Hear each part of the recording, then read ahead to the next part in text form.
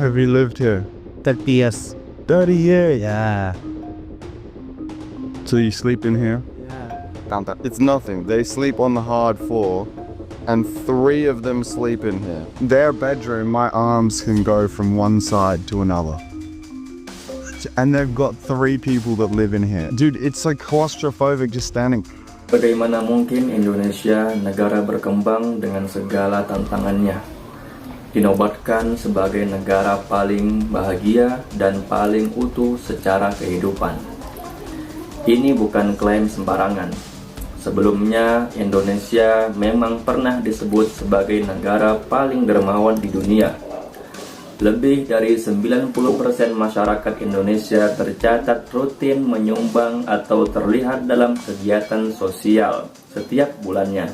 Bahkan secara terbuka, mereka menyatakan senang membantu orang lain yang membutuhkan. Banget dari hati.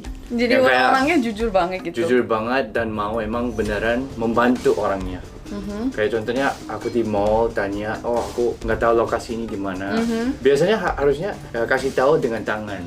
Oh harus jalan 200 meter arah ke sana, kemudian kanan gitu, yang ngomong gitu. Tapi orang Indonesia yang aku pernah tanya gitu, mereka yang jalan bareng, Antarin gitu. Itu jarang yang aku bisa lihat.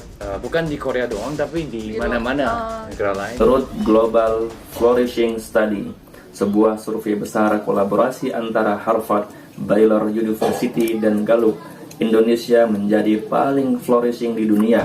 Dalam kajian tersebut, kata flourishing sendiri merujuk kepada kondisi ketika semua aspek kehidupan seseorang berada dalam keadaan baik, mulai dari kepuasan hidup, kesehatan fisik dan mental, makna hidup, karakter pribadi, relasi sosial, serta kestabilan finansial. Dengan kata lain, ini bukan semata soal kaya secara ekonomi, tetapi juga seimbang secara manusiawi.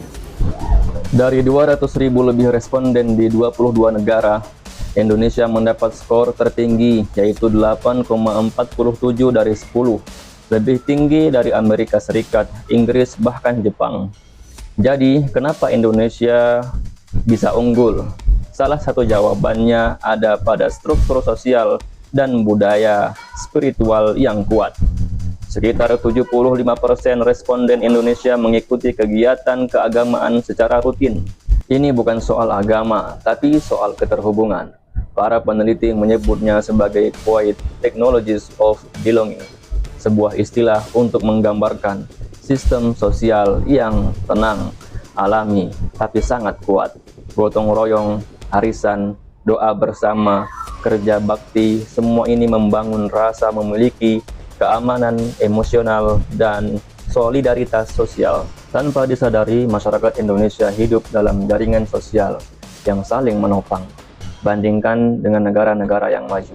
Amerika Serikat misalnya, hanya berada di tingkat 12 dengan nilai 7,11. Hal ini dikarenakan tingkat isolasi sosial yang tinggi, terutama di kalangan anak muda. Begitu pula dengan negara Eropa seperti Jerman, berada di peringkat 16 dengan nilai 7,01. What is our problem? I have been lucky and fortunate and privileged enough to travel to other countries and see different cultures, and they can be friendly, they can be polite. In Germany, it's like going to the supermarket is just depressing. Everyone is just unfriendly and rude, and I'm like, why are we like this?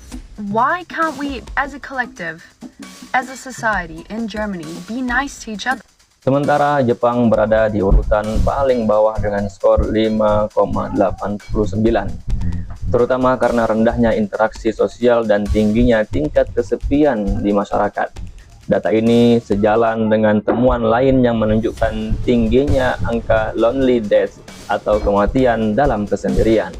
Pada tahun 2024 saja tercatat sedikitnya 58.000 warga Jepang berusia di atas 65 tahun ditemukan meninggal seorang diri di rumah mereka tanpa ada yang menyadari selama berhari-hari, berminggu-minggu, bahkan berbulan-bulan.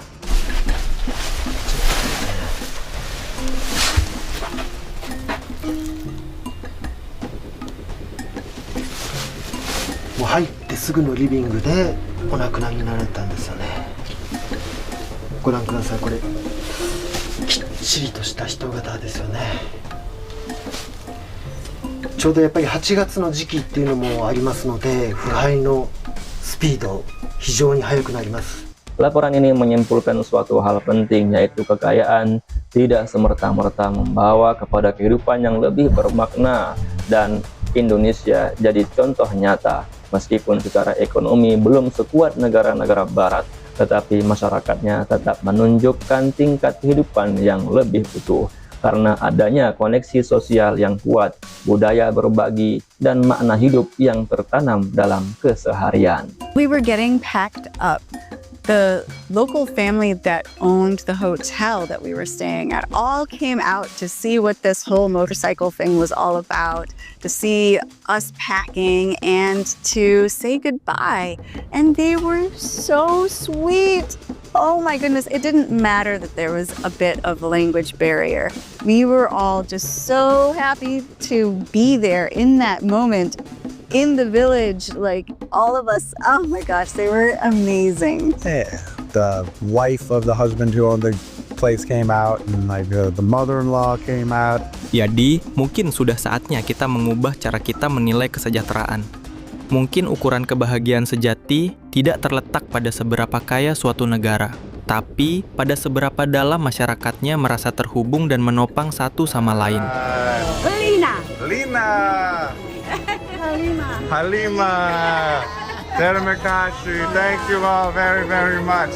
And there's kids running around. It was like 3 different generations of, people like saying bye to us and smiling, and they introduced each other to us, and it was really special to have them send us off. I will always remember the village of Nangataya, and it will always have a special place in my heart. Thank you, Mr.